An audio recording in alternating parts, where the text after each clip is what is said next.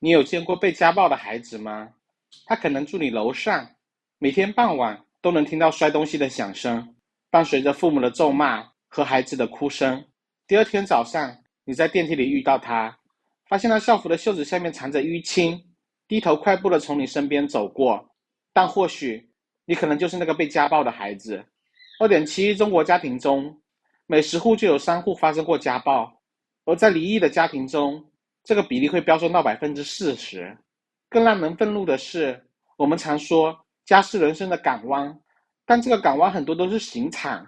在儿童的成长过程中，有43.3%都遭遇父亲的家暴，有43.1%都遭遇过母亲的家暴。那些本该制造温暖的家庭，却成了无数人的噩梦。如果父母特别温柔，不仅周末带去公园玩，想买的玩具立刻就会买，父母还能看见所有的悲伤跟痛苦，当然会对这些数字一看就忘。但家暴的的确确常在身边发生，这些孩子又做错了什么呢？是考试少考了2分，还是又打碎了碗，或又是他们要求的太多，不配得到父母的爱？接下来几分钟，我们将进入家暴孩子的世界。家暴的视频有3期，这是第1期。知道经常被家暴的孩子醒来后做的第一件事是什么吗？先看看父母今天的心情怎么样。他们练就了一身察言观色的能力。笑脸，今天或许有美好的一天；愤怒，今天可能又要挨揍了。很多人梦想的读心术，在被家暴的孩子身上是生存本能。如果父母生气，那就跑远一点。他们还养成了自我批判的习惯。这些孩子常常认为自己不够好，不值得被爱，哪怕被别人表扬，也非常难相信自己是有能力的。长期被家暴的过程中，让他们形成了一旦出现问题，就开始问自己到底做错了什么。是数学只考了99分，还是给他加的盐太多，还是因为呼吸太大声？更残酷的真相是，即使成为一个完美的孩子，也难以逃脱被家暴的命运。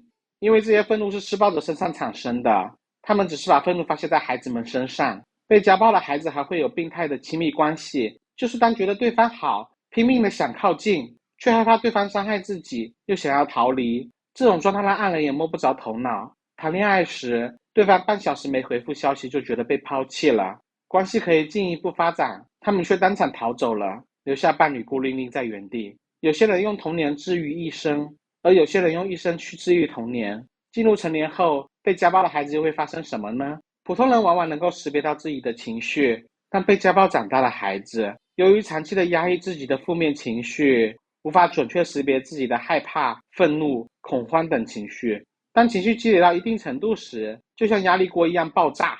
可能是外卖迟到10分钟，就拿刀砍向了冰箱，或者孩子做错算术题，就把作业本撕碎丢进垃圾桶里。更可怕的是，他们会复刻父母的模式，把家暴传承到新一轮的循环中。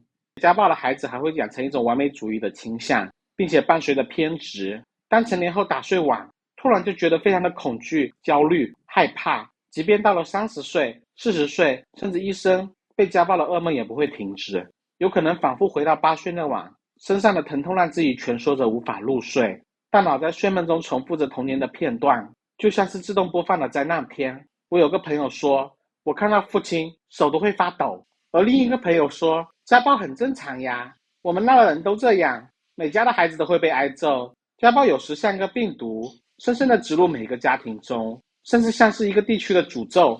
而有些话更是有毒，他毕竟是你的父亲呀，没有他怎么会有你？没有那些打骂你怎么会成才呢？要学会接纳过去。难道我们学会原谅跟接纳，只为了别人能够滋生出新的暴力吗？心理学指出，这种原谅跟暴力是共生的关系，原谅跟接纳滋生出一片空间，让暴力可以肆意生长。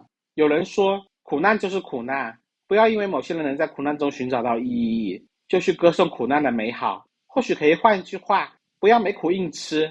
某大学社会学家追踪30年发现，只要一个成年人坚定地对家暴说停，家暴就会在这一代被粉碎。需要承认的是2件事，过去的伤痛就是伤痛，它本身没有意义。如果你能从伤痛中找到意义，那是属于你的意义，跟伤痛无关。宽容和接纳是针对自己的，而不是施暴者的。接纳暴力是为了能在这一刻终止循环，而不是对施暴者撑起一片继续暴力的空间。如果你觉得这个视频还不错，请点赞收藏，下一期将介绍婚姻中的家暴。感谢您的观看，我们分享实用知识的方法，下期再见。